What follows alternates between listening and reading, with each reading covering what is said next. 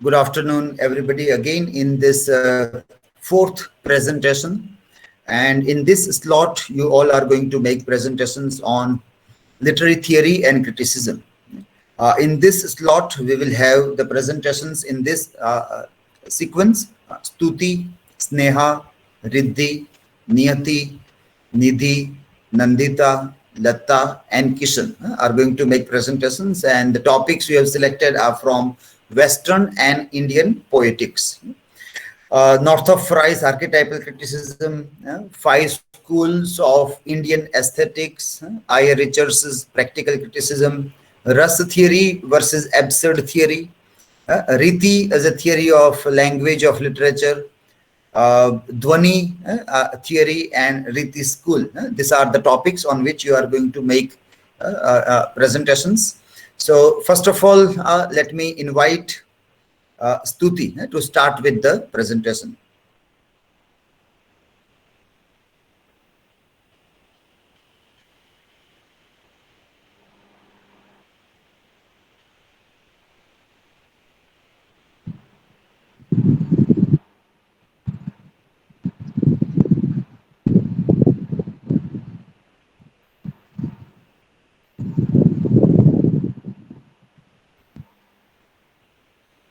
Yes, you can start now. Okay, sir. Good afternoon, everyone. Today's my topic is a Riti theory. Riti school. Riti means style, method. Vamna, Acharya Vamna, Kavyalankara Sutra writes much about the poetic and justly claimed to be regarded as the first attempt at the evolving in philosophy of literary aesthetic. The most of his successors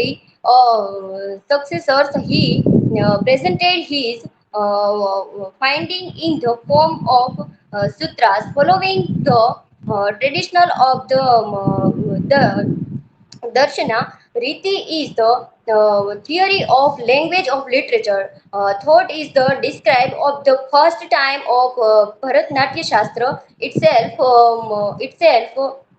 under the rubric of Vritti. Vamna. Next.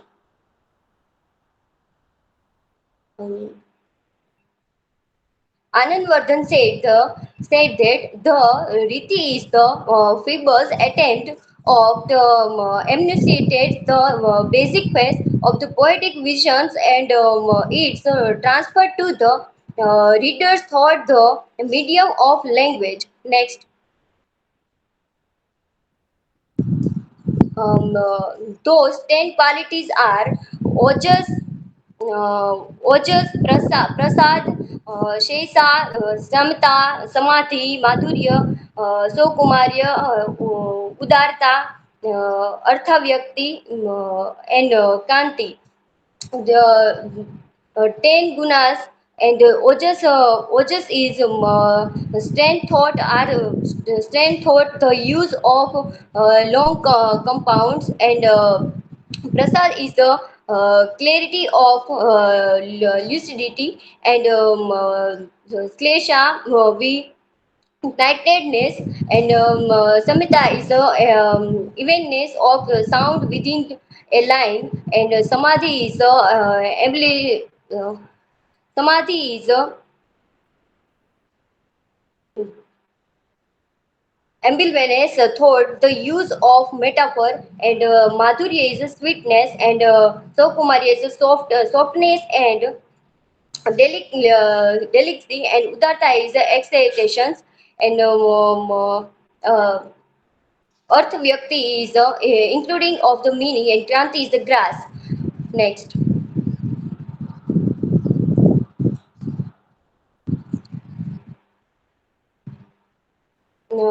Vamna took the 10 gunas of Bharata and Dandi, but his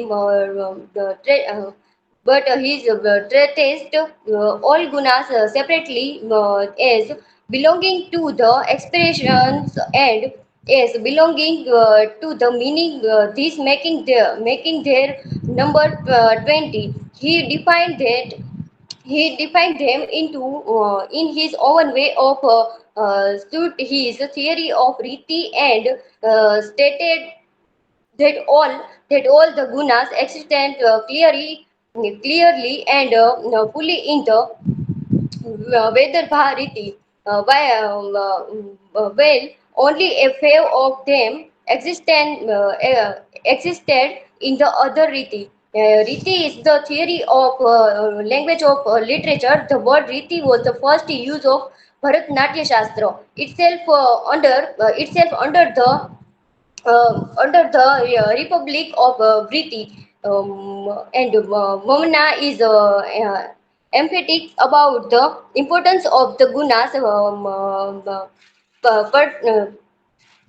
pertains into the sense of the making the Vedarbha style really the charming um,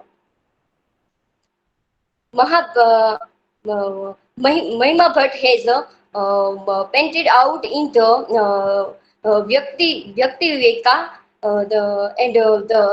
the first who first developed it into a theory of Vishishta Pedersen Riti, and in the every simple word for every simple word formations or arrangement of marked constructions in Riti.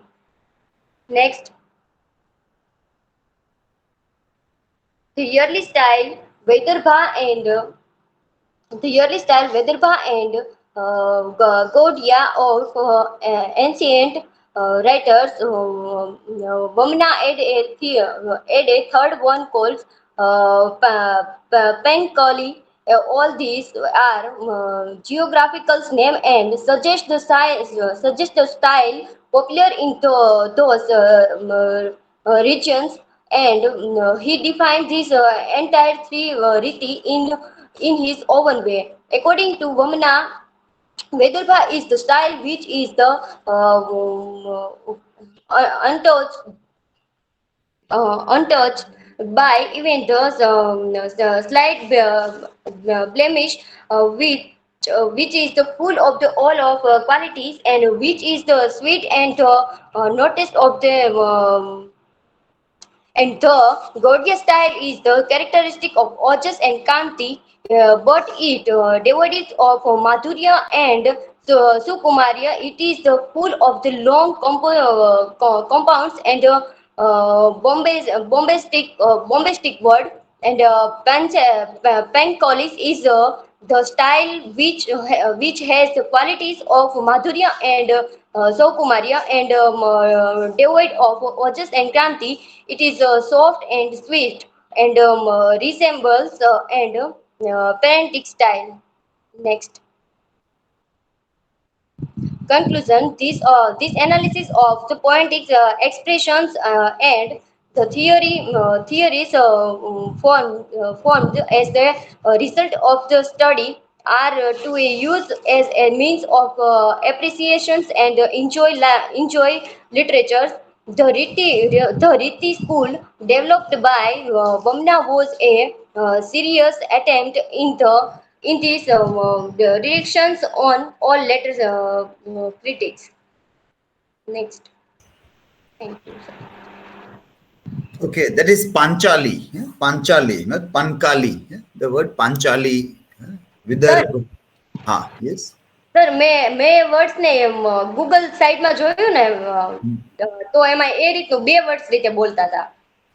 No, it is geographical location, no? Is it? Geographical. You said in the slide કે geographical location ઉપરથી નામ પાડવામાં આવે છે. એવું બોલ્યા ને તમે એમાં કે જગ્યાના નામ જ્યાંથી લોકો આવતા એ પ્રમાણે વિદર્ભ જગ્યાનું નામ છે, તો પાંચાલી જગ્યાનું નામ જાણીતું છે ને આપણી પાસે. એમાં બે રીતે બોલતા હતા તો સર મેં એ રીતે બોલ્યું. હા, એટલે આપણે પછી આપણું લોજિક લગાવવું પડે ને કે આપણા વિસ્તારની વાત છે, આ તો આપણા વિસ્તારમાં કેમ બોલાય આને. Gating the point. આ તો આપણું છે, આ તો વિદેશ કોઈ ઉચ્ચાર કરીને મૂકે કોઈ વ્યક્તિ એમાં, પણ એનો ઉચ્ચાર ખોટો પણ હોય. ઘણા બધા ઉચ્ચાર યુટ્યુબ ઉપર મૂકેલા હોય બધા સાચા નથી હોતા. All pronunciations are not correct, which are uploaded on YouTube or even coming in newspapers.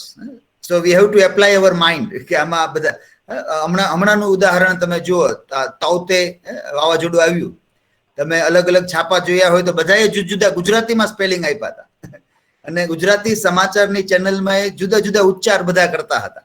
કોઈ તોકતે, કોઈ તાવતે, કોઈ વિચિત્ર પ્રકારના બધા સ્પેલિંગ. અને ગૂગલ ઉપર સર્ચ કરો તો પણ ખોટા ઉચ્ચાર હતા. યુટ્યુબ ઉપર તોકતે તોકતે ઘણાએ બોલેલું હતું. એટલે that you might have seen, એ જોયું હશે તો ખ્યાલ આવે કે આવું થાય ત્યારે આપણે પછી સાચા ઉચ્ચાર કે તરફ જવા માટે અઘરું થઈ જાય થોડું. પણ કેમ જવું એ પ્રશ્ન આપણે કરવો પડે કે હવે આમાં કેમ જવું. તાવતે વખતે તમે અભ્યાસ કર્યો હશે ભાષાનો, કદાચ ન્યૂઝપેપરની ભાષા, ઉચ્ચારની ભાષા, ત્યારે ખૂબ જ એનો સ્પેલિંગ સાવ જુદો હતો અને ઉચ્ચાર સાવ જુદો હતો. બધા ખૂબ જુદું જુદું લખતા હતા. તાવતે બર્મીસ ભાષાનો શબ્દ હતો. તો ત્યારે તમને જોયું છે કે આ વિટંબણા બધાને થઈ હતી.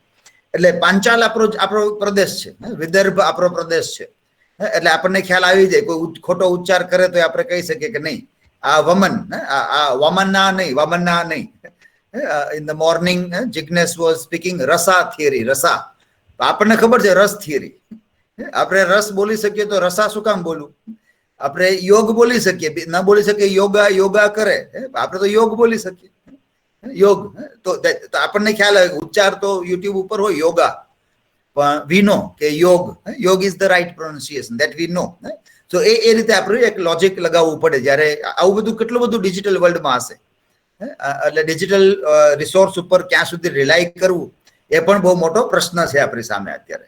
ડિજિટલ એજમાં બહુ મોટી ચેલેન્જ આ છે કે જે નેટ ઉપર મળે બધું વિશ્વાસ કરીને કેમ લેવું એ.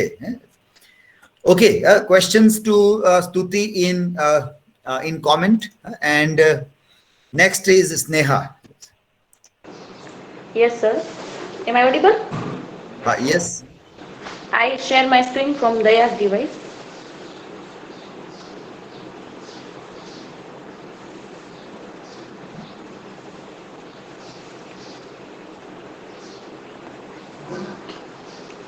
Hello, good afternoon, everybody.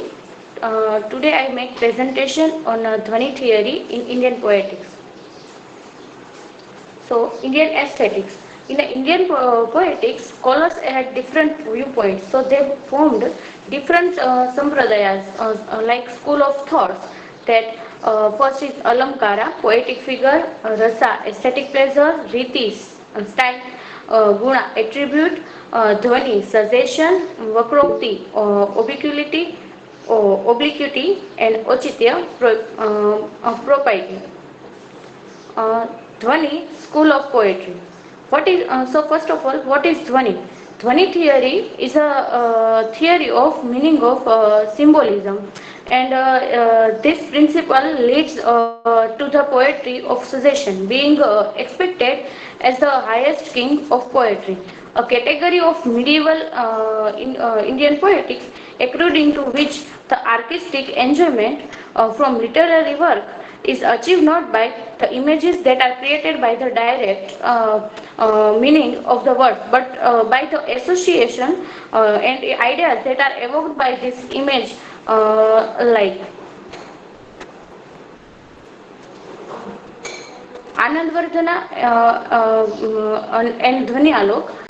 Dhvani school of poetry was formulated by Anandvardhana, who wrote Dhvanyaloka in the middle of the 9th century. It brought focus on the penitential power of the word in a kavya. Here the word together with its literal sense from the body of kavya. Dhvani kavyasya atma. Three main types of implicit sense in a dhvani: alankar, vastu, and ras. In a vastu dhvani, some rare fact of or idea is implied. In alankar dhvani, some alankar or figure of speech is suggested. In a rasa dhvani, ras is evoked. Both vastu dhvani and alankar dhvani conveyed by be expressed by direct meaning of Vakyartha by suggestion or Vyangartha. But the third variety of implicit sense of rasa dhvani can never be expressed in the direct meaning of words. Three kinds of word powers in a dhvani theory: Lakshana, Abhida, and Vyanjana. Abhida. So first is Abhida. Abhida is basic and two sects rest upon it. Abhida may be defined as that power of words which conveys the conventional meaning or the literal meaning of the expression. Here is example that cow is eating grass. And second is અંધારું થયું અને અંજવાળું ગયું. In both sentence we get direct meaning and that is Avida. Second is Lakshana. Lakshana second power of the word. It is indication power. It consists in the external characteristic of the expression which are indicative of something deeper. Here is example that મારું ઘર high court road પર છે. And second is mountain and squirrel are quarrel. In this both sentence we can't get direct meaning. Third is Vyanjana. Vyanjana is the third power which means what is suggestive. Here is example that સૂર્યાસ્ત થયો. આપણે સૂર્યાસ્ત થયો એટલે સનસેટને પણ એ મિનિંગમાં પણ લઈ શકીએ અથવા જીવનમાં કોઈ પણ દુઃખ આવી ગયું અથવા મૃત્યુ તેમ પણ જોઈ શકીએ. સેકન્ડ ઇઝ મીઠા મધુર ને મીઠા મેહુલા રેલો એથી મીઠી છે મોરી Mhatre. In the sentence we get direct meaning but it's incomplete. Mithi matre is not mean that her taste is better than mud but her love is more than those. So conclusion, in sum up we can say that Anandvardhana who was an advocate of rasa was also the greatest exponent of dhvani. He concluded that rasa was expressed only through dhvani. His commentator Abhinav Gupta lays down that dhvani can be employed in the whole work or in just the meaning or only in a word. Here is my references. Thank you. Okay, you have given some good examples to prove your point also. It can be more interesting if you can take the same sentence and try to say that the same sentence, when you read it in this way, it is Abhida. When you read it in this way, then it becomes Lakshana, and in this way, it becomes Vyanjana. Then it is more deeper study of a language. For example, when you say cow is eating grass, પછી તમે એમ કહો કે ગાય ખાઈ ગઈ. ગાય ખાઈ ગઈ, તો એ અર્થ શું છે? ગાય ઘાસ ખાઈ ગઈ એ લિટરલ મિનિંગ છે એનો. પણ એનો બીજો એમાં એક કોનોટેશન આવી જાય કે ગાય ખાઈ ગઈ, એટલે એનો મતલબ એમ કે એ વસ્તુ ગબન થઈ ગઈ. કોઈ એનું ગબન કરી લીધું, કોઈ એનું ચોરી કરી લીધી એ વસ્તુની, એના માટે શબ્દ વાપરે ગાય ખાઈ ગઈ. તો એ અર્થ બદલાય. એક જ શબ્દમાં when you try to see the language, then you see layers કે આ ભાષાને કેટલી ડેપ્થ રીતે અલગ અલગ અર્થમાં આપણે જોઈ શકીએ. So then you understand higher research also, and this dhvani and other things also becomes very interesting to study, that the layers of meanings are there with the same words and same language. Okay, questions to Sneha? Yes, Stuti and Kishan. Yes, Neha. My question is, what is associated with dhvani theory? It is basically a semantic theory. The basic principle of dhvani is innate in a rasavada. Okay, Stuti. My question is, Sneha, what is the role of dhvani in Indian aesthetic? Dhvani theory is seen as an extension of rasa theory. It is integrated the theory of rasa in the field of poetry. And in Indian aesthetic, Anandvardhana states in his famous work Dhvanyaloka that words can convey apart from its conventional meaning. Okay, fine. Yes, next presenter is Riddhi. Yes, sir.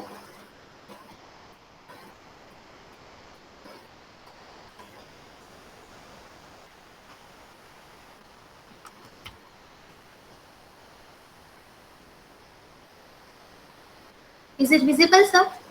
Yes, it is visible. Okay. So good afternoon, sir, and my all dear friends. Today we are dealing with in a second slot, paper number 108, literary theory and criticism. And my topic is Northrop Frye's architect criticism. So these are key objectives. What is the archetype of literature, then what is the purpose of Frye's theory, and some example of archetype. So first, who is Northrop Frye? So he was born in July 14, 1922, died in January 23. Subdiscipline literary criticism and literary theory. Then main interest imagination, archetype, myth, and Bible. One of the most recognized author of literary criticism worldwide, Northrop Frye studied at both the University of Toronto and at Oxford, lecturing at U of T until his death in 1991. Influential Canadian author and literary critic and literary theorist who drew from his knowledge of philosophy work primarily during the 1940 to 1960. This quote is by Northrop Frye: "The literature imitates the total dream of man."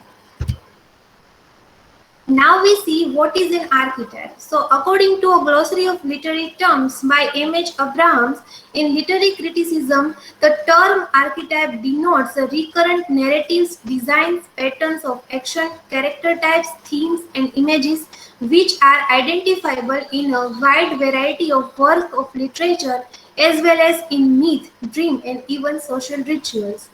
And according to the Oxford Dictionary, a very typical example of a certain person or thing, an original which has been imitated, a prototype, a recurrent symbol or motif in literature, art, or mythology.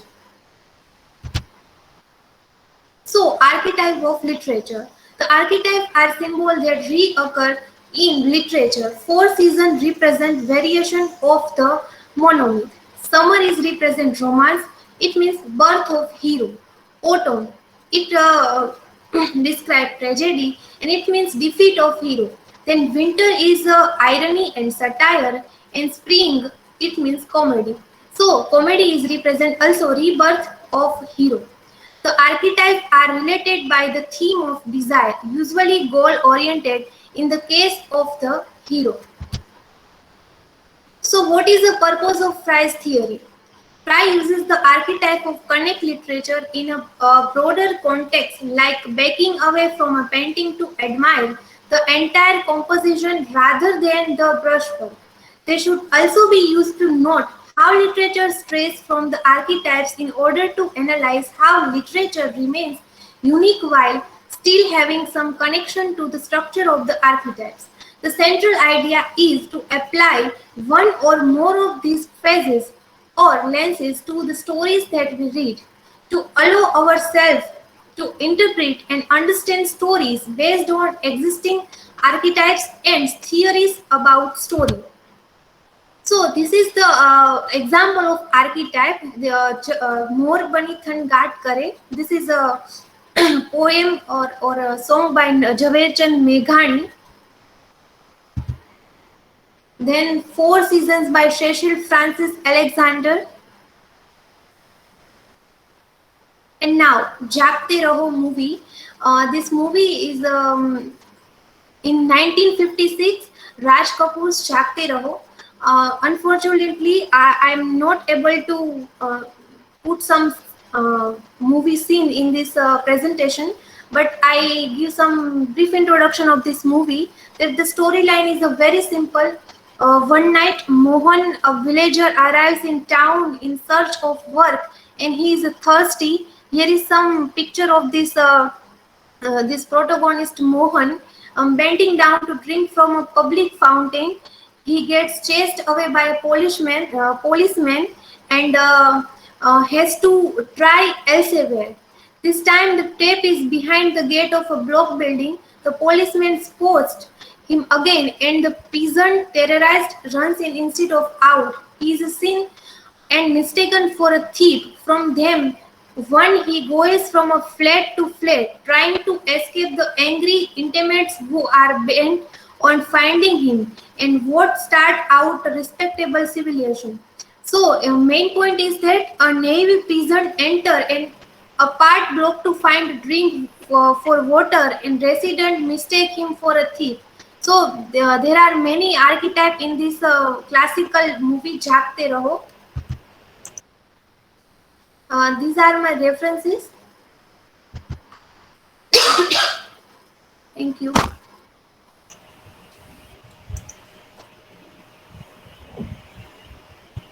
Okay, still, well, finding, yes, you can stop sharing the screen. Finding archetypes is a bit difficult, I think. So getting an exact example is very tough. So, for example, more, what is that? In that poem, how do you see archetypes? Season, which poem, sir? Man more bani thanganaat kare. In this poem, there are what can see season. So I found. But the season is there. But what is that archetype of the season? What is your reading of that? For example, see, this is what you can discuss here is that which season do you remember in this poem? Which season do you remember? Monsoon. Monsoon, yeah. Now, monsoon, when you studied archetypes, north of Fry, have you come across monsoon? There was no monsoon. No? There was summer, winter, spring, but there was no monsoon. So that can be the question, that why monsoon is so important for us. In our life, like in India, monsoon is one of the best season. For what is summer for them, it is monsoon for us.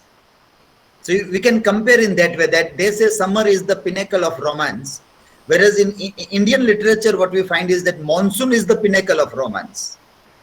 So you don't see summer as, because in summer we can't have romance. Summer is so scorching heat that nobody can ever think. So લગ્ન પછી એ વૈશાખના તડકા સાથે સરખામણી થાય. પ્રેમિકા પત્ની બને પછી એ વૈશાખના સમરના તડકાઓ યાદ આવે. But what is there? Here it is this. So you will see Meghdut. You will see Meghdut.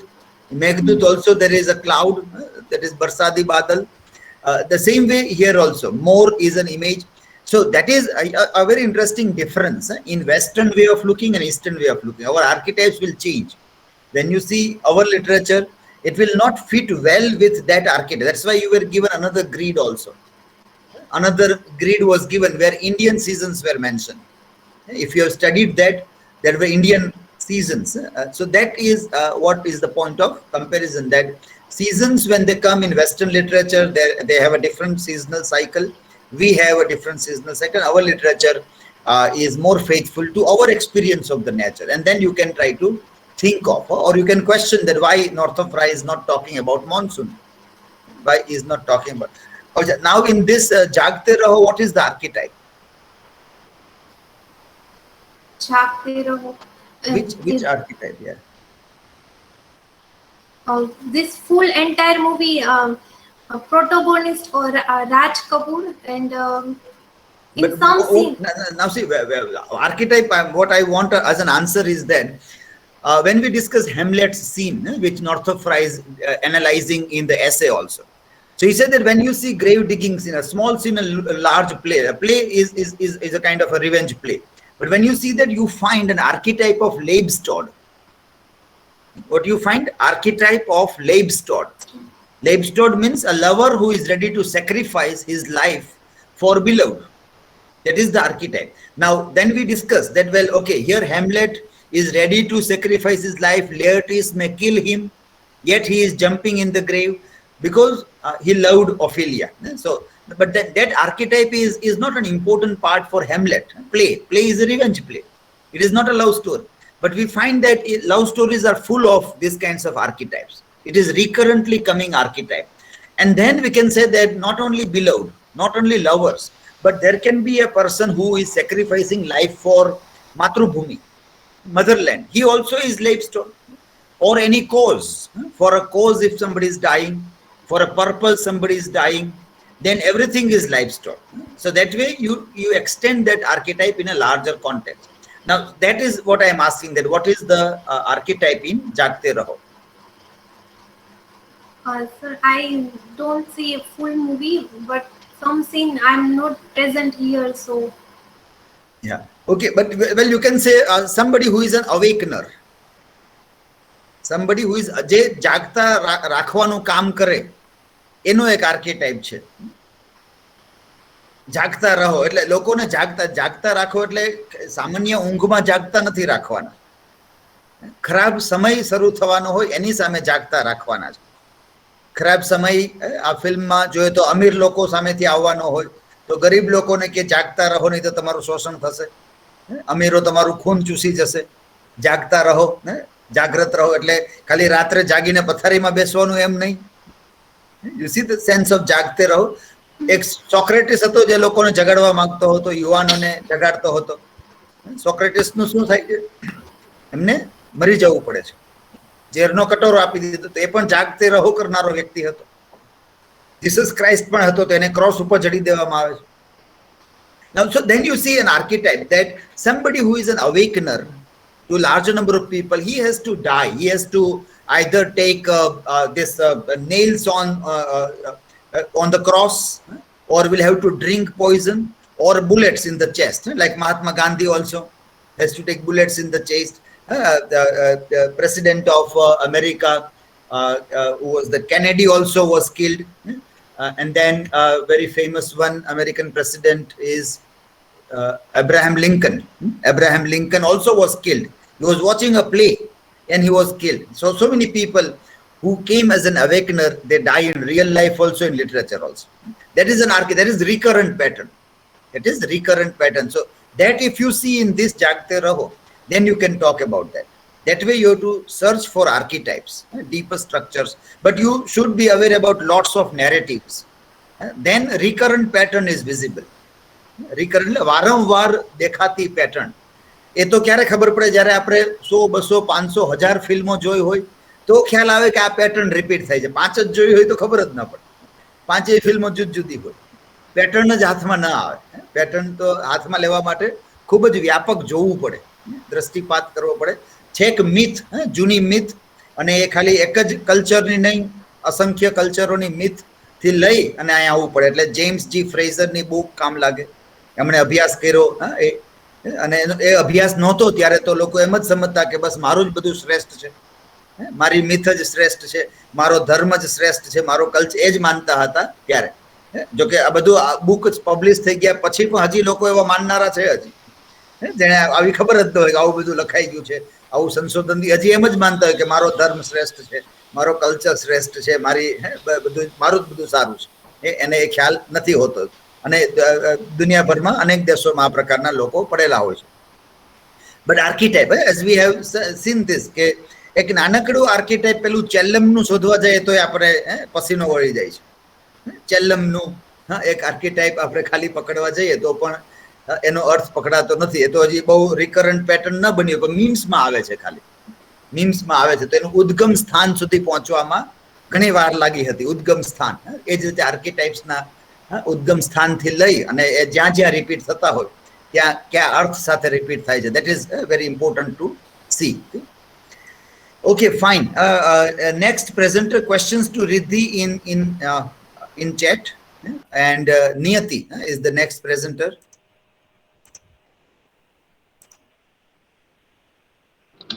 Yes, sir. Stuti is going to present my screen.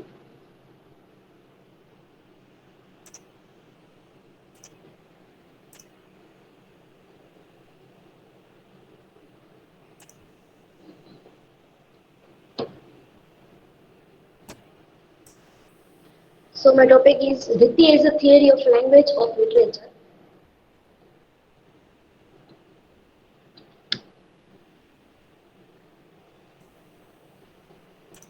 Introduction. In the Indian literary theory carry out a sustained analysis of how meaning is constituted in a language forms and devices. The Riti is theory of language of literature. The word Riti was first used by Bharat's Natyashastra itself under the Republic of Riti. Vaman's investigation into the nature of a kavya is known as theory of Riti. And here is the meaning of Riti. In simply, Riti means style and method. According to Vaman, Riti or mode of expression constitute the soul of poetry. And two other words used for Riti are Marg and Riti. And here is one picture that shows shlok, which is Auchiti Manu Ghavanti Sarve Dhvani Sonya Gunalankriti Ritina Nyascha No Jua Maya. Next. It was Vaman who first developed into a theory of Vasishta Pada Rachanariti. In the very simple words, formation of or arrangement of marked construction is Riti. Vaman's investigation into the nature of a kavya is known as theory of Riti. Later, Anandvardhan, 9th century, distinguished this style on the basis of the use of particular kind of compounds. Dande uses the term marg and talks of two margs. Mammat designates the different modes as Riti. Vaman's Kavyalankar Sutra is considered as the first attempt at evolving a philosophy of literary aesthetics. He regarded that the Riti is the soul of the Kavya. And Vaman presented his formulation in the form of sutras. Next.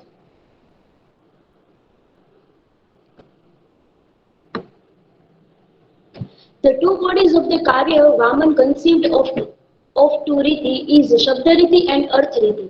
They are the reflection of vital principle, the soul of the Kavya. Riti is Vaman's greatest contribution to literary theory. Next.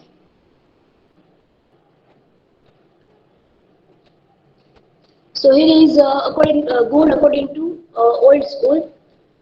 Shlesh, Prasad, Samta, Madhurya, Sukumarta, Arthvyakti, Oj, Kanti and Samadhi.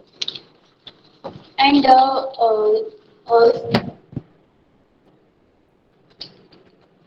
here is the meaning of this all gun. Oj means strength through the use of long compounds. Shlesh means wealth, night-and-dayness. Prasad means clarity and lucidity. Samadhi means ambivalence through the use of metaphors. Madhurya means sweetness. Sukumarta means softness and delicacy. Udaratva means exhalation. The Arthvyakti means lucidity of meaningness. Kanti means grace. And Samta means evenness of sound within a line. Next. Riti or style are defined by gunas, excellence as well. Riti may be called diction, particularly when gun or dosa become part of discussion. But Riti is much more. But Riti is much more than just diction. Basically, it is a theory that handles the psychosomatic fitness of language of speakers. Themes and sentiments are therefore becomes a study of craftsmanship and psychology of speech. Next.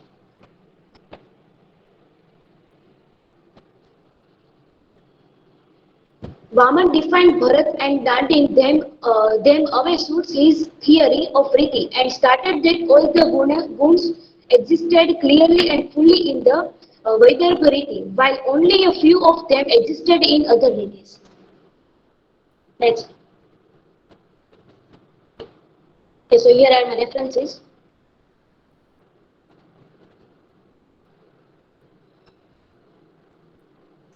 Okay, questions to Niyati by Riddhi and Sneha. Yes.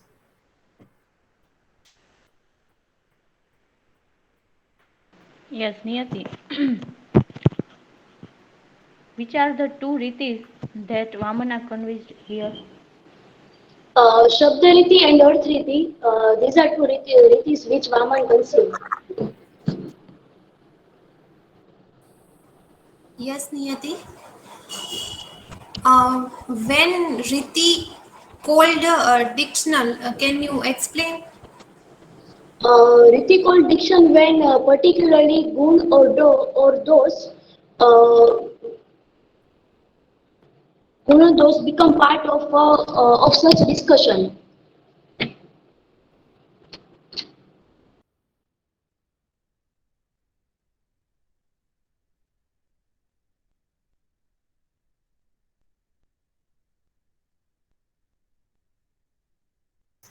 Yes, next presenter is Nidhi. Hello everyone, good afternoon to all of you. I'm presenting my screen.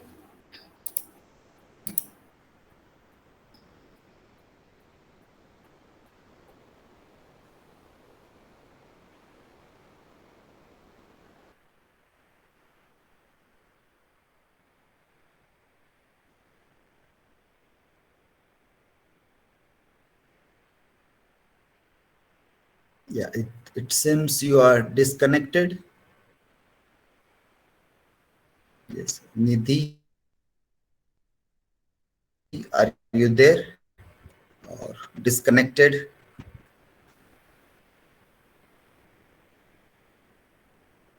Yes, anybody else getting the voice?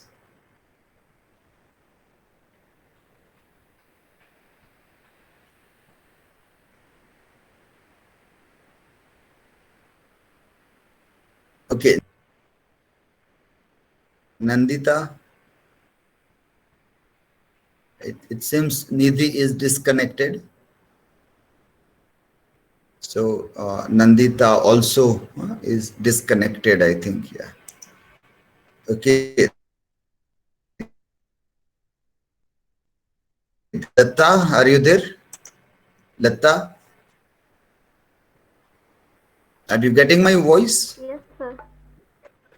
Yeah. Okay. So you can start. Yeah. Sir, can you share my PPT? Just a minute.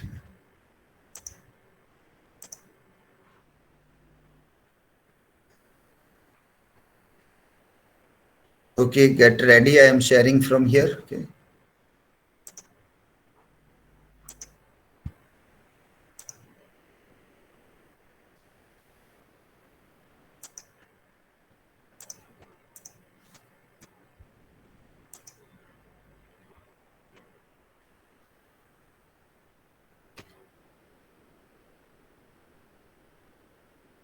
Hello, am I audible?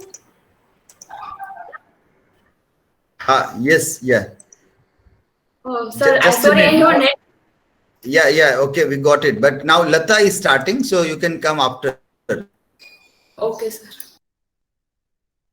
this. Yeah.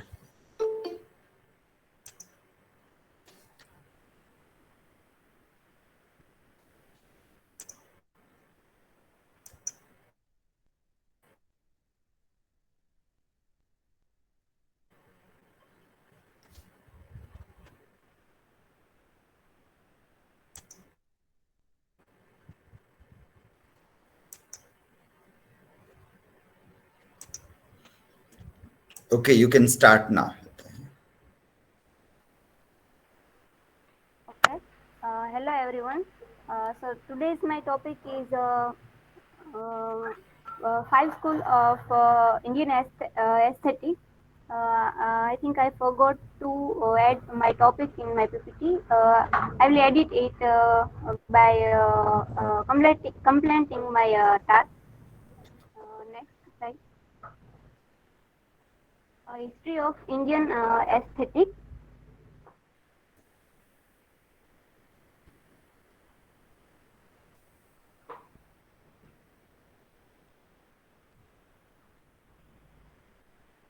So art is the expression of a man's feelings and imagination on through a medium. When both are given a form, it is called art. Artist has total freedom to deny. reality because they are supposed to be the creator of beauty. There is no limitations and no restriction for creating beauty. There is a one quote by a poem. There is a quote famous for a poet that "Jaan pahunche Ravi, tyan pahunche Kavi." So aesthetic is a discipline in which authors and philosophers tries to explain the concept of beauty. Bharata was the first to write aesthetic in Natya Shastram, and Oriental art and Oriental aesthetics are terms which are used to designate all art. Next slide, sir.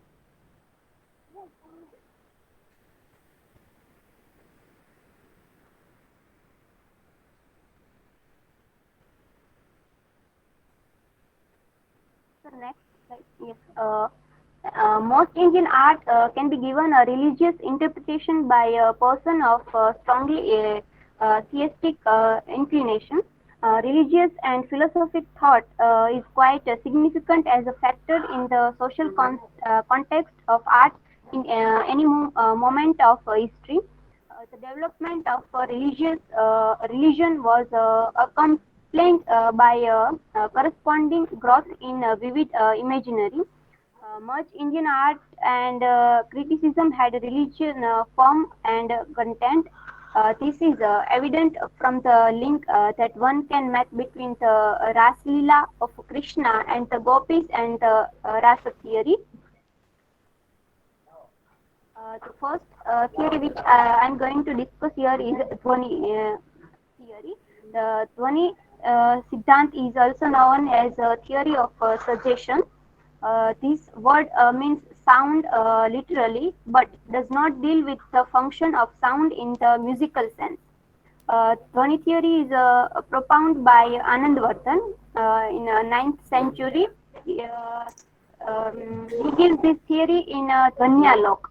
The Dhwani theory considers the indirectly evoked meaning of suggestivity as a characteristic feature of literary utterance.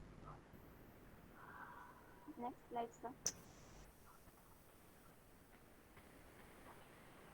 According to Anandvardhan, the soul of Kavya is Dhwani. Anandvardhan believes that Dhwani is the main part of poem. In his work Dhvanyalok, he has given a detailed description of structural analysis of indirect meanings. Dhwani was initially written for poetry, but by the time it's used in the art also for its suggestive meaning.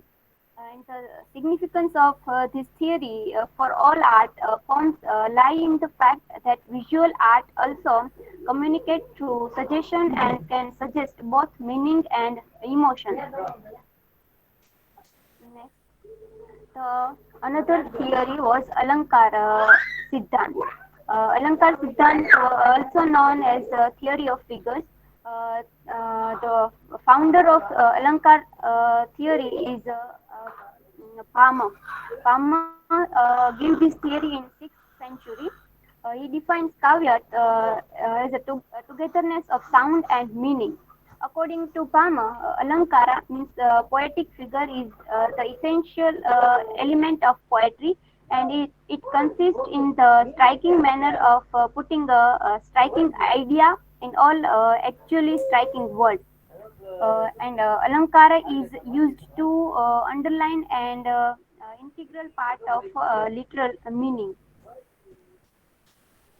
Anandvardhana views in Dhvanyalok that Alankaras are those elements which, depending upon word and meaning, minister to the generation of poetic charm.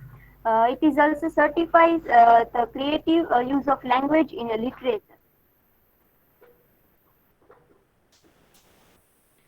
Next. Another theory is the Riti theory. The Riti theory was founded by Vaman in 19th century. Kavyalankar Sutravrutti is a work of Vaman, and in this work he discussed about the Riti theory. The basic meaning of Riti is style, the method, and according to Vaman, Riti or mode of expression constitutes the soul of poetry. Two other words used for Riti are marg and Riti.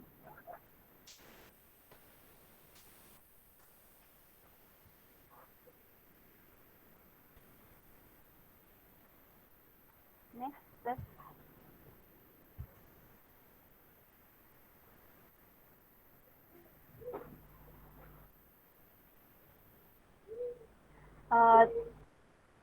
There is a three types of style of Riti. The first is Vaidarthi. The second is Gaudi. Vaman takes the Vaidarthi style as the best style of a poem. He says that it is properly balanced in Vaidarthi style. And slash, Samta, Samadhi, Marg, to Uttar and Avyakti and Kanti. These are the 10 qualities which fulfill in Vaidarthi style.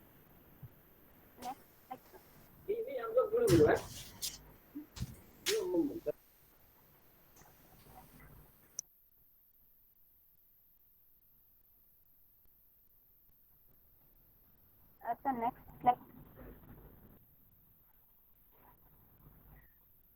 The second theory of Indian aesthetic is Auchitya theory. This Siddhant is also known as theory of propriety, and Kshamendra made Auchitya the central element of poetry. The theory of propriety claims that in all aspects of literary composition, and there is a possibility of a perfect, the most appreciated choice of a subject, of idea, of word, or of device. And it has been used for propriety in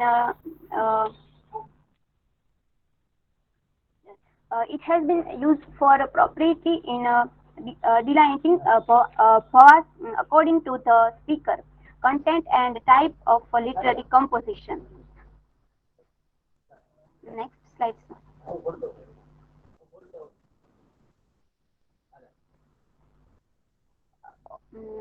Auchitya Vichar Charcha is the work of Kshamendra, and in which in this work he talks about this theory, and Kshamendra he also highlights the concept that can extend without much modification on the various art forms. In simple words, we can see that there must be a fit between themes and forms, and this is so in all aesthetic fields. The next slide. The last one theory is Vakrokti theory. This Vakrokti Siddhant is also known as the theory of oblique expression. The founder of Vakrokti theory is Kuntak. Kuntak was a Kashmiri Sanskrit poetician and a literary theorist who is remembered for his work Vakrokti Jivita, in which he postulates the Vakrokti Siddhanta, or theory of oblique expression. In this theory, Kuntak wants to convey that certain strikingness of expression is essence of poetry. Next slide.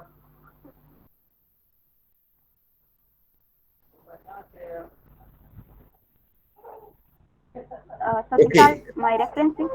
Yeah, Thank okay. you. Questions by Nandita and Nidhi. Lata, in which work Bhamaha gave the theory of Alamkar?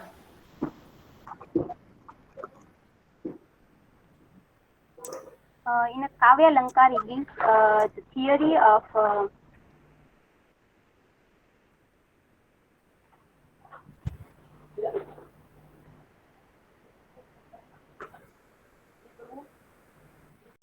Yes, may I, Lata? According to you, which theory is most important in Indian aesthetics? according to me, all theories have their own importance in Indian aesthetic. We can't define any one for important because all theories have their existence in own existence and importance in Indian aesthetic. Thank you. Okay. Nidhi, your turn now. Okay, sir. I'm presenting my screen.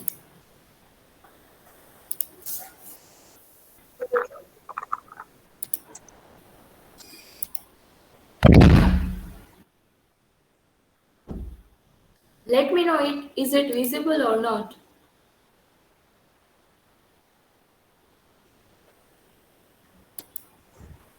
Yes, now we are seeing the screen. Okay.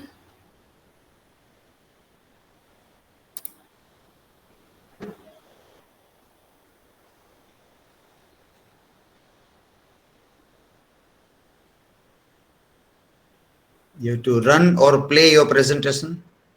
Now full screen. Okay, you can start now. Okay. Hello everyone, good afternoon. Today I am going to present the Russ theory and the absurd theater or absurd theory. These are our table of the content that what I am going to present, that what is the Russ theory, what is the absurd theory, and how both terms are the different. So first we look into the Russ theory. In Indian aesthetic, Russ is the Sanskrit word, literally meaning juice, essence, or taste. It connects with Indian art about the aesthetic flavor of any visual, literary, or musical work that evoke an emotion or feeling in the reader or audience but cannot be described. Now, what is the absurd theater? The theater of absurd or dramatic work or certain European and American dramatists of the 1950s and early 60s who agree with the existentialist philosophy, Albert Camus' assessment in his essay, The Myth of Sisyphus, that the human situation is essentially absurd and devoid of purpose. So we think we can see that the Rasa theory and the theory of absurd both concerned with the drama, and it's very helpful in the representation of the drama. Now, the theater of history of the theater of absurd. This movement influenced by the existentialism and begin in the form of experimental theater in Paris and resultantly after the spread of the absurd from in other country, absurdist play were written in French. Absurd element first came into existence after the rise of Greek drama in the play of the Aristophanes in the form of old comedy. Now, how the theory of Rasa are emerge or come out or origin. So in a Natya Shastra, Bharat Muni found the theory of Rasa. Natya is the originally word nat, which means act or represent. The word Shastra means present, rules, manual, Cavendam book or treatise, and is generally used as a suffix in the Indian literature context for knowledge in a defined area of practice. Compilation is dated to between the 200 BCE and 200 CE. Theory of and it consists the theory of Navras. So Natya Shastra is very interesting work written by the Bharat Muni, and it consists the theory of Rasa. But we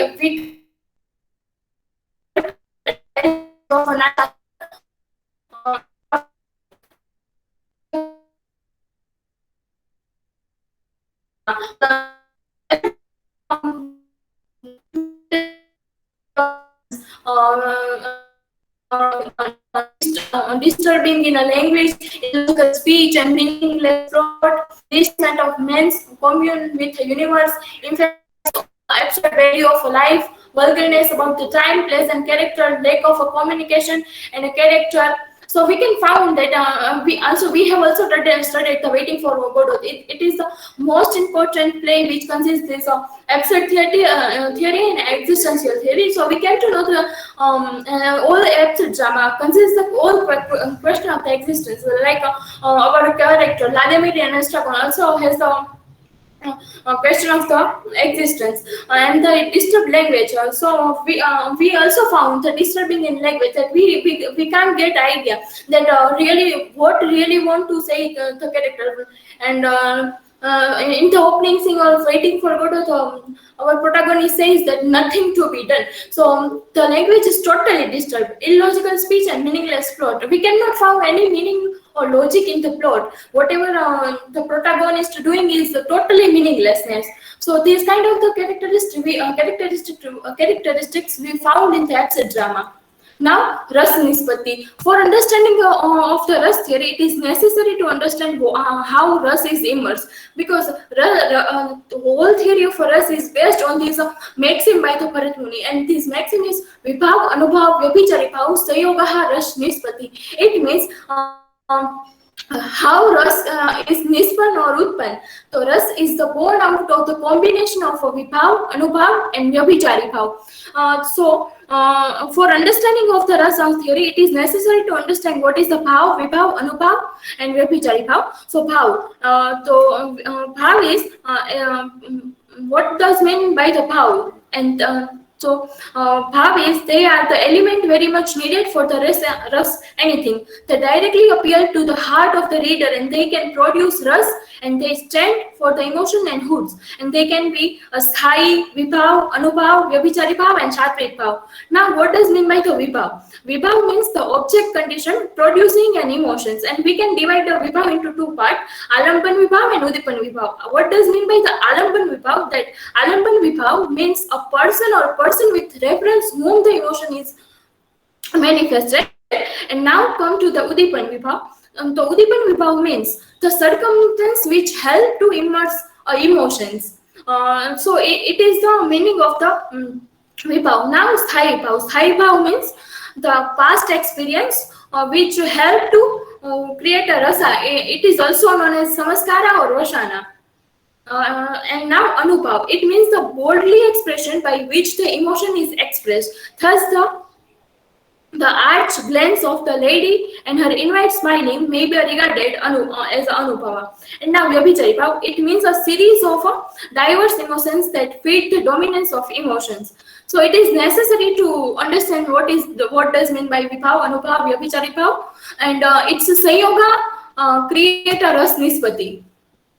Now, various critical view of Ras theory. For now, we understand the maximum of Ras, that how Ras is immersed or Ras is produced. But for producing of the Ras, there are so many critics who criticize this maxim, and it is necessary to understand what is the basic meaning of Nishpati, Utpatti in that particular maxim.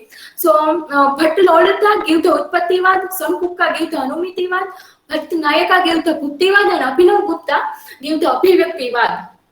So, first we take Bhatt Lolit's Utpattivad. Lolit's view that Ras is related to the Vibhav in the relation of a produce and the producer and as effect and cause. It means Bhatt Lolita says that this word Vibhav is connected with producer and effect and cause. And he says that the Vibhav are to be regarded as the cause, and they must be regarded as the cause of agency and efficiency. It means he says that all the Ras theory is based on a Nimit and Karan. If there is a Nimit and Karan, that only the Ras Nispati is happening. Now come to the Samkukka. Samkukka believe that the maxim word Nispati, Samkukka give the preference to the word Nispati. Nispati, he says that Anumiti and Shamayoga, word with the reference of the Anupam and Anupamya. According to Samkukka, Vibhav are the Anumapak and Ras is Anumapya. Samkukka introduced the simulate of the painting to explaining the enlightenment of the aesthetic emotion. emotions. And Samkuka gives the example of a painting of horse, and he says that just a painted horse can be said that it is not a horse, and that is horse. So of an aesthetic experience, we can say that it is both real and unreal. Now came to the Bhattanayak Nayak Bhuktivad. So Bhattanayak believe in a Nispati. He says that it is Nispati means a bhog or bhukti, and that is why Bhuktivad came out. According to Bhattanayaka, ras is the neither produce nor suggest or create by anything. And he gives the three clarification for ras theory: Abhida, Bhavakatva, and Bhojakatva. Abhida means it is a commonly accepted power of a literary or primary sense. Bhavakatva means it is a feeling related to the poetic language through which the vibhav and the other grabbed in the universe way. And now Bhojakatva, the sthai bhav is enjoyed with considering the rajas and tamas in the mind of a spectator. And the enlightenment of ras is not the object of ordinary psychology but aesthetic psychology. So this concept is given by the Bhattanayaka. Now the Abhinav Gupta. Abhinav Gupta's criticism is most important criticism because he was the first who gave this kind of criticism against the maxim of Bharat Muni. Of the point of view of Abhinav Gupta, Nispati means Abhivyakti and Shamyoga means Vyangya, Vyanjaka. So we can see that he emphasized Nispati as Abhivyakti and Samyogya means Vyangya, Vyanjana, Vyanjaka. A relation Abhinav Gupta focus more on an intuition. The emotion is understood and intuited, and when they are excited aesthetically, it becomes rasa. And for producing of the ras, it is necessary to have a sthai bhav. So it is the critical theory on the maxim of Bharat Muni for producing production of the ras. Now we come to the feature of the absurd plot. That we can see that it is necessary for rasa theory to Sanyoga and Nispati, but the feature of absurd play is totally different. Like a rasa theory, there is the absence, emptiness, nothingness, unresolved, and mystery in absurd theater. Okay, we have also played, or we also have watched a play, Waiting for Godot. So we have found that there is the absence in a plot. There is the nothing, emptiness. We have found just one tree on a whole plot. Nothingness, talking is totally foolish, meaninglessness of life. Mystery here means, like for example, in Waiting for Godot, there is Godot is mystery, that everyone is waiting for Godot, but no one knows who is the Godot. So there is some kind of mystery in a absurd plot. And as we know, there is a nothingness and a question connected with the existence of a person. Now, 9 kind of rasa. It is a very interesting that Bharat Muni gave the 9 kind of rasa. And that 9 kind of rasa: Shringar, Hashya, Karun, Rodra, Veer, Bhayanak, Bibhitsa, and Adbhuta and Shantaras. In a Natya Shastra, Bharat Muni only discussed the 8 ras, and later on Shanta ras is included as a 9 rasa. Now comparison of the both theory. Okay, and the rasa theory is established by the Bharat Muni. It is a full of meaning, full of ras, full of aesthetic delight. It consists of 9 kind of ras, and this ras theory is known as a school of rasa. And as we know that Bharat Muni brought this theory of rasa or a concept of Natya Shastra from Brahma, and a different god gives a different kind of some music and nut and all thing. Like Lord Shiva give a dance to Bharat Muni, and Bharat Muni 100 son playing the role of different player, and the play was gone. And now the absurd theory established by the Martin Astley, Samuel Beckett, Harold Pinter. They all are the absurd writer. The meaninglessness of life. Okay, they describe the reality of life. They not describe the fancy or imagination anyhow, but they describe there is nothing in the life, totally meaninglessness of life. And now in our Corona time, we can found that there is nothing in life. We don't have idea whenever and what happened next to us. nothingness, okay, nothingness in the life, and searching of the self is the most important question for the existential or abstract theory. That we are searching ourselves, we are doing a time pass, we are doing something, dancing, cheering up, gossiping, we are doing routines, but there is the nothing in life, and we are just doing the time pass. So both theory are totally different from each other. One is the full of fancy, full of imagination, full of love, aesthetic delights, full of natural description, while other is the reality of life. There is nothingness, barrenness, meaninglessness of life. So I have tried to compare to both theory, that how we are the Western theory and Indian theory are compared, and it's totally different. Like we are Indians are habitual to enjoy everything and every moment, and not we are Indians, but all of us in the whole world. But there is always absurdity in our life and rust in our life. It's my citation.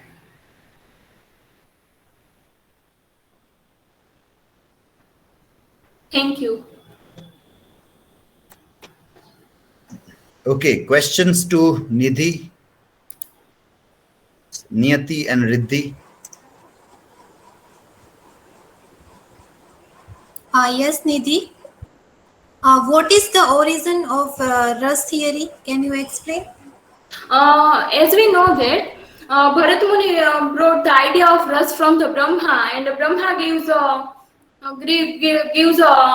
blessing to write a Natya Shastra. So Bharat Muni create a Natya Shastra, and that's how rust theory is emerged. Thank you. It's my answer to you. Do you feel rust and absurdity both in your life? Yes, in each and every moment. Because in morning I found the absurdity in life because my laptop was not working, and now I'm feeling much better. Life is full of everything. We have to enjoy each and every moment. So life is full of rust, and life is full of absurdity and meaninglessness. Thank you, Niyati. Okay, now see, you used this word established. Bharat Muni established this, and Martin Estlin established this. So no, they are not establishers. Bharat Muni is a compiler. These all things are already there before Bharat Muni. So, but it was in bits and pieces at various places in oral form. So he was a compiler. He collected everything and wrote, and in one book form, he put the thing. So he is not in that way pioneer or establisher, but the one who is a compiler. Yeah? So the word compilation by Bharat Muni is very important word. In case of theater of absurd, Martin Estlin is the one who coined the word. Theaters were already there after Second World War, like dramatists like Ionesco, Beckett, Stoppard, they already were performing the plays. And Martin Estlin is just observing, and then he coined a word that this is. So he is not an establisher. So that word you correct before you upload on the internet resources. Okay, so the next presenter is Nandita. Yes, sir. Please.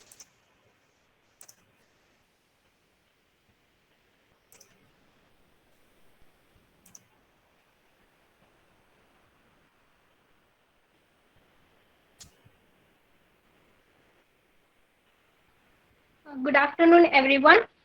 This is presentation number 4. This is the presentation number 4, which is literary theory and criticism of Indian aesthetics. My topic is I.A. Richards' criticism. First, we have to take some glimpse of about the critic. I.A. Richards' full name was Ivor Armstrong Richards. He was born in England. He died in Cambridgeshire. His occupation was he was a critic, a poet, and a teacher. He completed his education at Cambridge. His most famous writings includes The Meaning of Meaning, Principle of Literary Criticism, and Practical Criticism. Here are some works which on he had worked.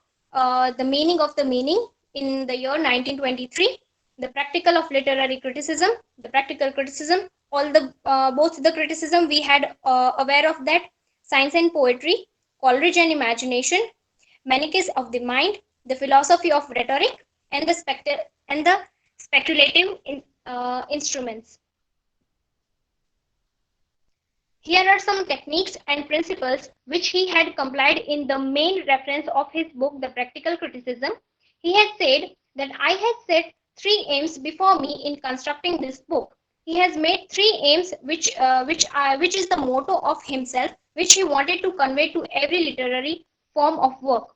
The first is to introduce a new kind of documentation to those who are interested in the contemporary state culture. To the people who are interested in the state culture means to all the experiments which everyone wants to do. So he want to compile all those things. The second is to provide a new techniques for those who wish to discover poetry and why like or dislike it.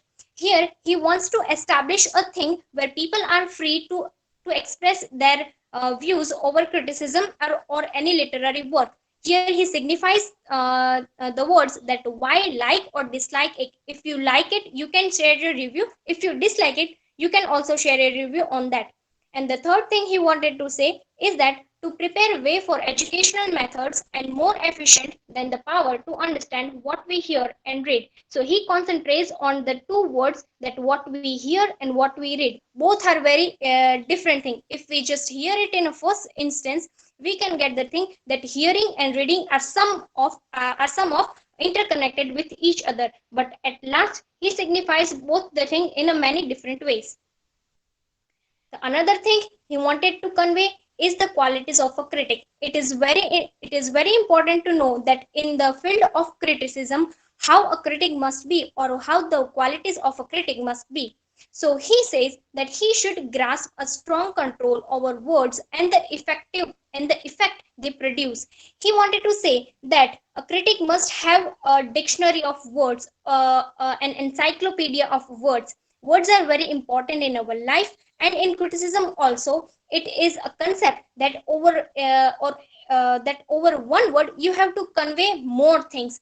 Like in criticism, there is not as much use of colloquial language because there are very simple, and we can also say by our experience of studies that criticism is somewhat more harder than the other subjects.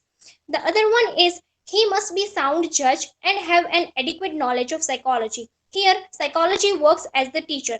Now, the question arises that how psychology has a sense of knowledge, sense of thinking, which is very important in a critic. The other one is the critic is expected to understand and expand the concept of a poem, do that the poem may become intangible and its full value may be grasped. So here he wanted to say that if a critic is understanding something, if he wanted to convey his narratives to the people who are reading it, all the readers must grab the value of his words. Now, it is very important to use such type of words which each and every reader can grasp it in that way that they can understand the whole meaning of its criticism. The another one is the textual analysis. This textual analysis is related with the figurative languages which we had studied earlier. So in figurative language, its textual analysis, he says a poet writes to communicate. A poet writes to communicate. Here, the communication or the communicate word is very important, and we have to communicate with what? Here, the question arises, we have to communicate with what? Then he says we have to communicate with the language which is made up of words, and hence a study of words are all important. Words carry 4 kind of meanings, or to be more precise, the total meaning of a word depends upon 4 factors, and that 4 factors are sense, feeling, tone, and intention. The first 2 are interconnected with each other, and the second 2 also rely upon each other because sense and feeling have the same content but in a different way. And in the second one also, tone and intention have the same feeling but in different ways. Here, in New and Practical Criticism, he wanted to make something different from other criticism. So he tried that practical criticism began in 1920s with a series of experiments by Cambridge critic I.A. Richards. He gave a poem to his students for interpretation without any information about the poet, its title, or when they are written. So he wanted that his students or other people who are reading the criticism of the literature, he wanted to know the perception of the readers. He wanted to get the exact meaning of that literary subject. The other one is the subject of the objective of his work was to encourage students to concentrate on the words of the page rather than relying on preconceived or received belief about a text. If for example, if I had seen a movie and then I will criticize it, if I don't like it, I will say that no, that movie is not very good. If the another one who is listening, he or she also having the same type of feeling that okay, she has watched the movie, now the movie has a bad or negative impact on us. And here he I.A. Richards wanted to say that don't believe on others belief or others received conceptions. Just focus on the words on the page. What are the words on the page and what you are believing it or what you are understanding from the words. The new and practical criticism, he in which he has also criticizes the figurative language, which is a term of creative writing. In this art, he says that his early important works in the traditions were practical criticism, which is in the year 1929.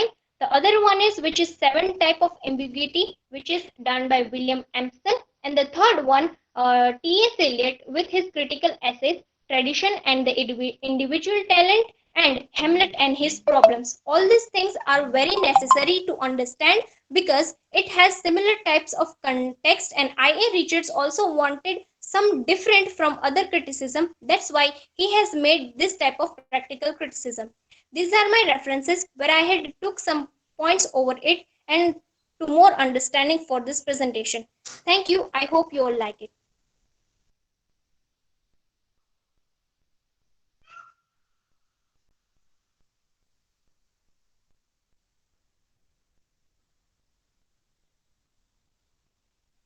Yes, well presented, and your questions are coming from Nidhi and Niyati.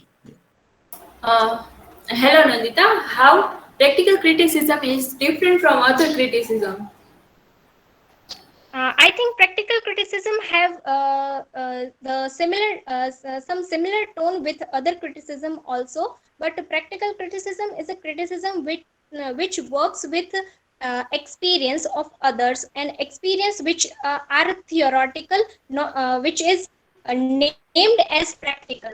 So I think I.A. Richards focuses not only on the winning side, but he wanted to convey that we should also face the failures also. That's why he had made experiments in practical criticism.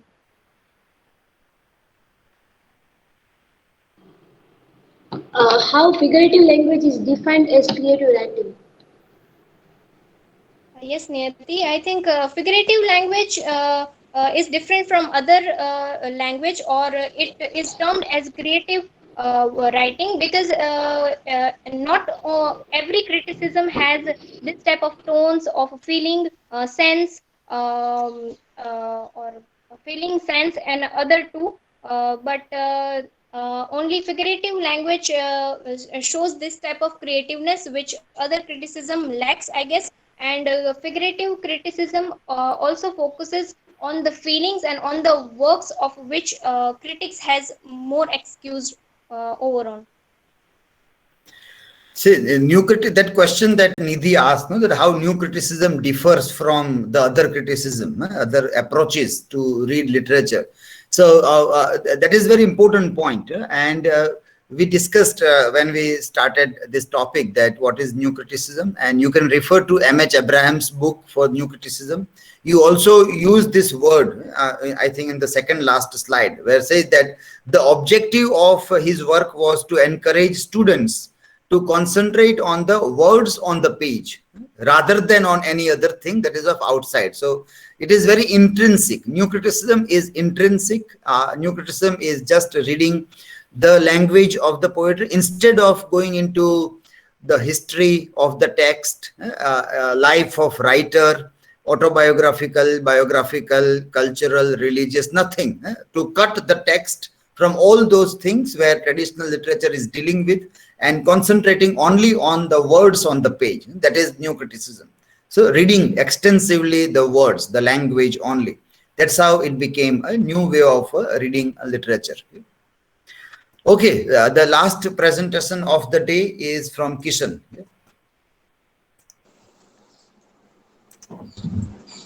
Hello, Bhuvyang.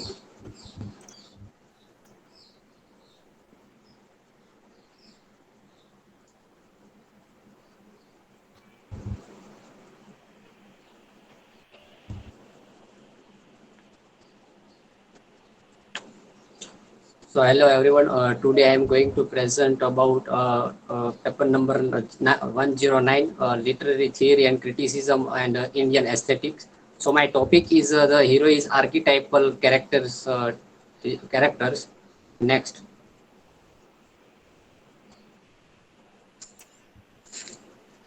So broadly, a hero is a main character in literature. The hero character might possess a great of admirable qualities and be forced of overcome obstacles in the course of the story.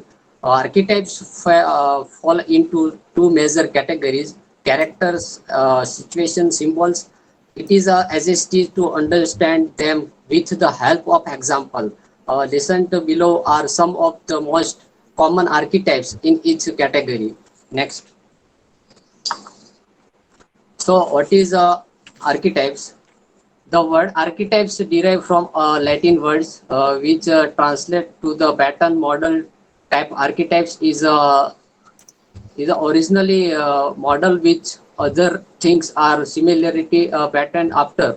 Archetypes are basic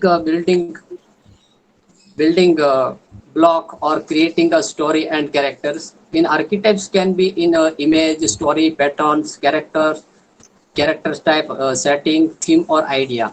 A term used to describe a universal symbol to evoke deep and sometimes unconscious response in a reader. Characters, image and themes that symbolically embody universal meaning and basic human experience, regardless of when or where they live or consider archetypes. Common literary archetypes include story, quotes, intonation, outcast, descent to underworld, and ascent to heaven. Next. So here is a common characters archetypes: the hero, the outcast, the spagots. Next. The star-crossed lover, a mantro, a temptress. Next. The archetypal hero. So can either be a male or female. In Western literature, the hero is usually male. So usually is superior than common people in their ways. Three type of quality of hero in my slide. First one is a morally, second one is a mentally, and third one is a physically. So morally means the hero holds a higher moral than he appoint. Second one is a mentally, the means her hero is smarter or more clever than the appoint. And the third one is physically, so the hero is strong than the appoint. Next. Different types of heroes: the willing hero, the unwilling hero, the loner hero, the tragic hero. So willing hero, the willing to undertake any categories, puts his needs aside to help others. The unwilling hero is a default, passive, unwilling by to being the journey. Third one is the loner hero, so able to opposition alone. And fourth one is a tragic hero, so have a tragic flaw which hurt them into the end. Next. So 6 types of hero in literature. First one is the everyman hero. So everyman hero are ordinary people without any apparent hero qualities or characteristic. They are underdogs placed in extraordinary circumstances that force them to act heroically. So though lacking inherent heroic qualities, everyman characters type often have a strong moral compass and act with extreme selflessness. So reader can easily relate to this type of heroes due their extraordinary nature. So one example of entertainment movie in this movie also Akshay Kumar hero. So this hero is saved two dogs and he was a very selfish, but after last movie hero and villain also emotionally and he saved to a dog and love to each other. Next. Second one is a classical hero. So a classical hero is a character who possesses a great talent or ability that separates them from the rest or their contemporaries. This could be a skill such as the ability to fight, or it could be in an internal quality such as a brave or cleverness. Usually these hero types appear normal on the surface until their powers begin to relieve themselves, such as when Harry Potter learns in he is a wizard with a this hero archetype is represented in Star Wars. The extraordinary power of the Force. Next. So third one is epic hero. Popular in Greek mythology, epic heroes possess other worldly heroic qualities. These main characters usually come from noble birth and reviewed as legendary due to their seemingly superhuman capabilities and heroic deeds. Example of hero in this tradition of King Arthur and superheroes like Superman and Flying Jet. Next. So fourth one is a tragic hero. A tragic hero is a hero who possesses a fatal flaw or make an error in judgment that ultimately leads to their downfall. Tragic hero evoke a feeling of fear, of pity in the audience as the witness their protagonist's ultimate demise. Perhaps to most well-known example of a tragic hero is Oedipus, who is a tragic flaw in his excessive pride, which leads him to unwittingly kill his father and marry his mother. In William Shakespeare's Romeo and Juliet, Romeo's fatal flaw is his uncertain passion and emotionally impulsiveness, which ideas to his own death and the death of Juliet. And Berthus from Shakespeare also represent of Julius Caesar. So he's able to be manipulated into killing Caesars because of his overwhelming loyalty to his country. Next. Fifth one is an anti-hero. So anti-hero does not possess traditionally hero qualities. In fact, they have qualities that seem more befitting of a villain, such as dishonesty, greed, or general immorality. The anti-heroes struggle to overcome or recognize these morally dubious qualities, make them relatable to an audience, emphasizing the very human conflict between right and wrong that we all experience. The example of the Great Gatsby as in economic anti-hero in Jack Gatsby, who is rise from poverty was accomplished through involvement in organized crime and theft. Next. Sixth one, next.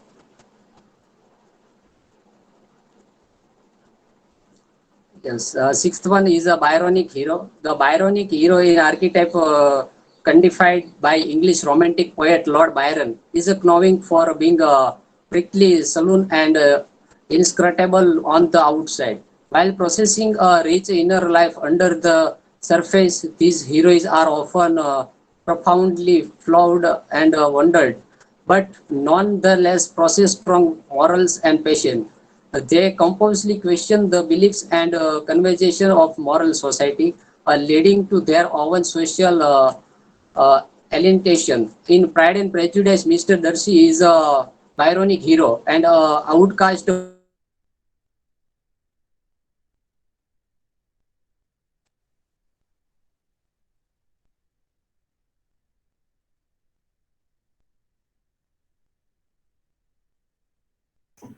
It seems there is a network. Yes. Kishan, are you there? Bhavyang, next.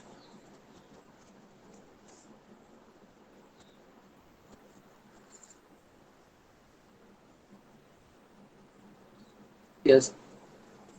So conclusion,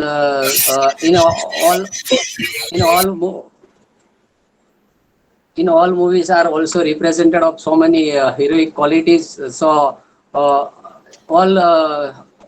qualities are also represented of archetypes, heroes character.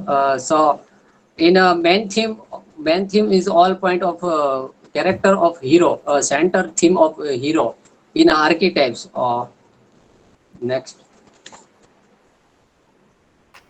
Here is my references. Okay. So yes. Yeah, I've gone through it in Google Classroom. So the questions from who is going to ask questions to Kishan?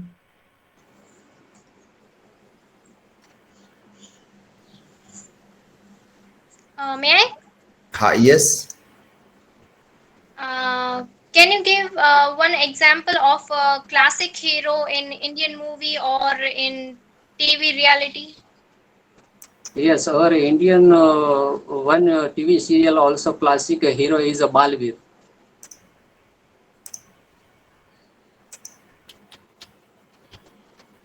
Yes, who is the next to ask? Also start grading. Yeah. That the students can also start grading. Who was to ask the next question?